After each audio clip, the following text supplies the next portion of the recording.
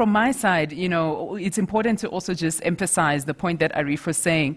And it's critical that we really think about collaboration differently, particularly with everything that's going on. And it's also impressive to see, regulators taking the leadership role across the world on this and actually being open to say, can we get different ideas, whether it's from public or private sector, from across the board, because that's how you make sure that synergy works. And so we've had quite a powerful day and quite an insightful day. And I'll also share some of my main takeaways and some of the insights that came out from listening to people. And it was interesting that in the morning, after we had the opening remarks from our Deputy Governor, we looked at that conversation around crypto, stable coins, and cash. And the big question was, is it competition or is it synergy? And really, the jury is still out. So it was really good to get the different perspectives from the different panel members. And then we also talked about talent. I mean, how do you really find talent in the FinTech domain, and how do you harness it? Particularly given the threats of automation, but also at the same time, faced with the challenge of, how do you actually make the most of all the skills that you can access pretty much anywhere in the world, given the context that we're in now with so many people working from home.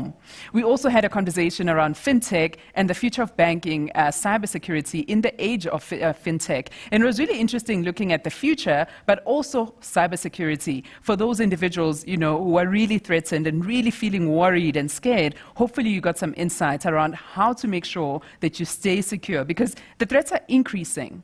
With everything being on the internet and everything being online, how do we make sure that we are protecting, particularly the information of our clients, as we've seen the exposure with some of the big banks in the recent couple of years. And then, of course, we had a powerful conversation that was talking about the importance of innovation in the digital age, where we actually ended up realizing that, for all of us to be successful, we have to be inclusive in the way that we innovate. We can't have solutions that are not designed to reach everybody, because it means they can't be sustainable.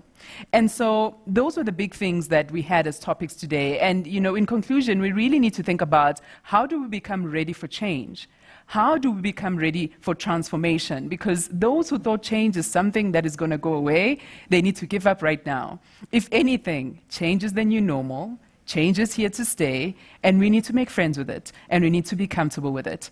The other big theme for me that I took out was being resilient to the process. It's really going to make your business more sustainable, but also make your people and your talent also be much, much more relevant to everything that's going on. And then, of course, it was interesting to see some of the links come across, just when you're looking across the panels and the different conversations we had today. And the big one was around automation and innovation. It's clear that this will be prevalent for the next 10 years. And even though it will be big for the next 10 years or so, people and talent, they're still the drivers of an economy. They still drive the ways in which we work. And so we have to find ways that are sustainable for all parties involved. And then, of course, also contrary to popular belief, we do have enough talent, particularly when you're looking in the South African context, particularly in the FinTech domain. We really just need to find a way to give the young people that are out there the right opportunities and also the platforms so that they can really display the best of their talents.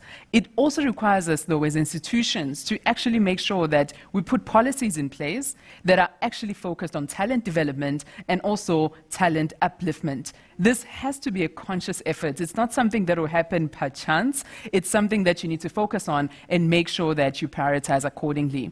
And also remembering that in the context of the banking sector, right, banking will always be critical. It will always be pivotal to businesses and individuals.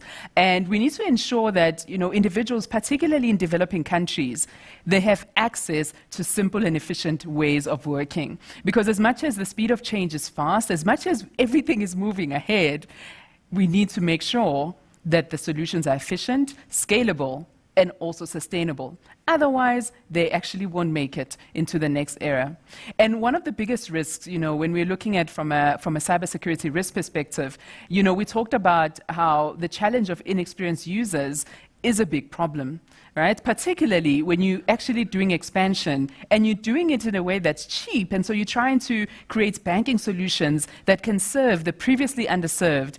there needs to be an ongoing process that's actually investing into making sure that we're paying special attention to the most vulnerable communities out there, and also finding ways to create access to digital infrastructure, because if you leave that part behind, then it's pointless to develop any innovation, really, at this stage.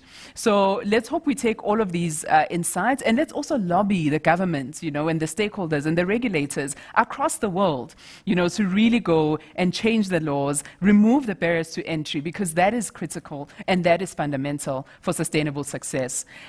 At this stage, I would like to thank everybody for taking part in such an insightful event, a global experience that is being experienced across so many countries throughout the whole week. And so on behalf of IFWG and SFF, we would like to express our appreciation for all the participation, you taking your time to participate, and also to all the people who contributed, the organizers, the sponsors, the financial and technology leaders, the FinTech founders, the policy makers, the investors, and even the multilateral agencies. I mean, this was a collective effort. We wish you all future prosperity in your startups, your fintechs, players in corporate, in government, because you know what? The fight is real. The global challenges really do remain. But what we need to do for all of us is to really focus on post-pandemic recovery, post-pandemic success, and making sure that we realize that our people and our talent are really going to be central for all of us to reach success at the end of the day. My name is Zipho Sikhakhane, and it has been a great pleasure to host this program for you today. Thank you.